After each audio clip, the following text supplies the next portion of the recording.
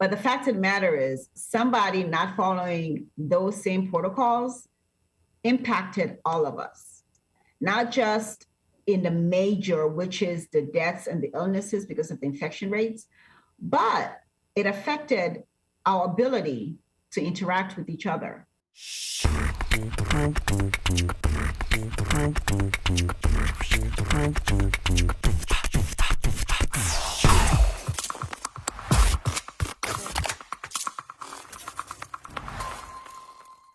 But I want us to first focus on the issue of immigration rights and providing safer communities. Now, Fatmata, like some people in our community feel like I have my paperwork in order. I also live in a good neighborhood. So why should I care about matters immigration or living in safe communities? What do you tell this potential voter in District 5, Fatmata? Very simple. If your neighbor does not feel safe, your neighbor is not safe. Neither are you. I think we have the misconception that our worlds are insular, but they're not. What happens to someone next to you affects you. So this pandemic is a great example of it, right? We know that many of us are vaccinated, we're boosted, we're staying indoors. When it was at the height of the pandemic, we stayed indoors, we wore masks, we did the whole thing, we did the proper thing. And then there were those who wouldn't do it. And then people say, well, leave them to their own devices if they want to kill themselves, so on and so forth. Besides the fact that that's inhumane and not a way to think about it. But the fact of the matter is, somebody not following those same protocols impacted all of us, not just in the major, which is the deaths and the illnesses because of the infection rates, but it affected our ability to interact with each other. It affected our ability to leave our house. So it's the same process, it's the same concept.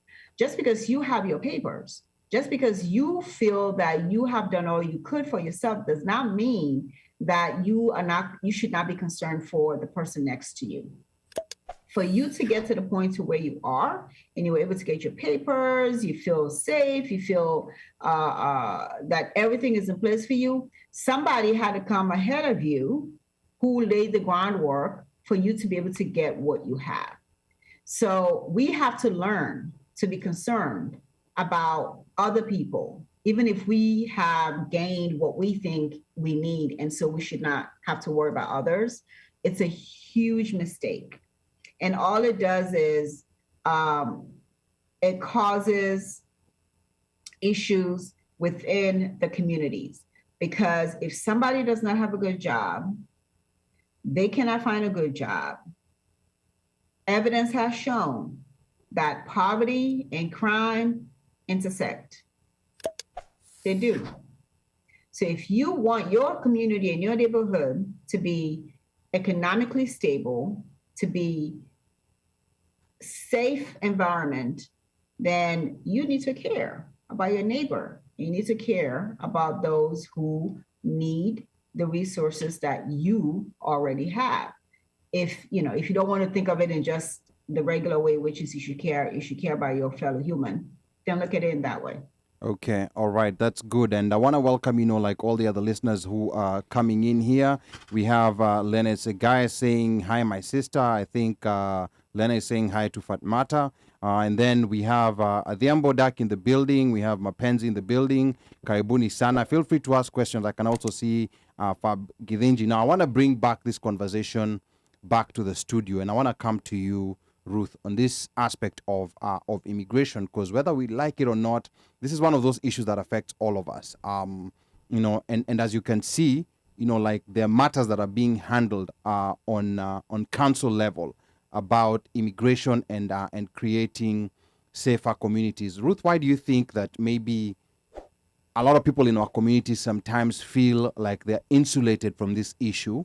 Maybe because they have papers, or maybe because they feel like this is no longer their issue. Why do you think our communities, or people who went through the experience of, like having difficulty in getting their paperwork and facing discrimination because of being an immigrant and not having papers, but why do you think people get to a point where they just switch out?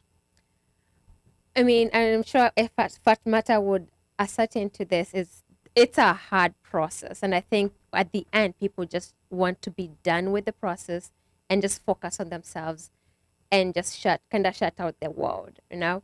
And I think we're coming to this place where we're saying that is the beginning of the journey of your stay in America. Just because you got the papers does not mean then you sit down. It means you get involved. You make this place home. Because I mean, if you're gonna have your children here, educate them here, there are other issues that only politics will solve, unfortunately. And I'm sorry to say that, but only politics will solve. And we need to be part of that process. But I would love if I can just ask about Fatmata, what has been our experience actually trying to sell a vision to immigrants? I know there's a huge part of the immigrants who are really involved, but there are some who are really, really, closed out. Disconnected. Thank you. How do you reach out to them? So this is what I've come to realize. I ran for office back in 2018. And I recently found out that I won my precinct here, the White Oak precinct.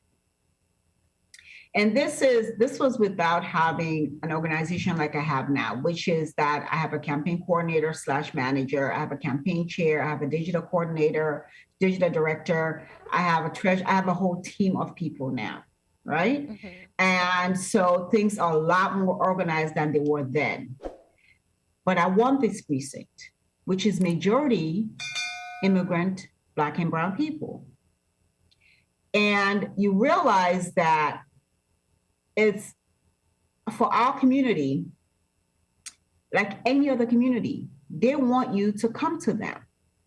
They want you to talk to them. They want you to ask them for your vote. They want you to care about their issues, and they want to see someone like themselves. Because that's just the reality. What you have seen, like over the years, we talk about these voting blocks, and we say, oh, people don't like to get engaged. But I kid you not. In 2014, I took over Will Juwando's campaign in this precinct when he was running for state delegate. He didn't get the seat. But you know what happened? That year, the woman who she wins every precinct in the district, lost this precinct to Will Juwando. Oh, wow. And she was an incumbent. She had been in office for over 40 years. Wow, 40 years? That's a long time. And Will Juwando won this precinct. That is majority Black and brown and immigrant population. I say all that to say, and when I ran in 2018, there were a couple of incumbents, but I still beat them in this precinct. I say all that to say, like any other group of people, you want to see you represented. We're no different. You want to see yourself represented. And this is why it's important for us to be more engaged civically, especially for those of us who have the wherewithal to do it. If you have thought about running for office, do it. Okay. If you want your people to get engaged, run for office.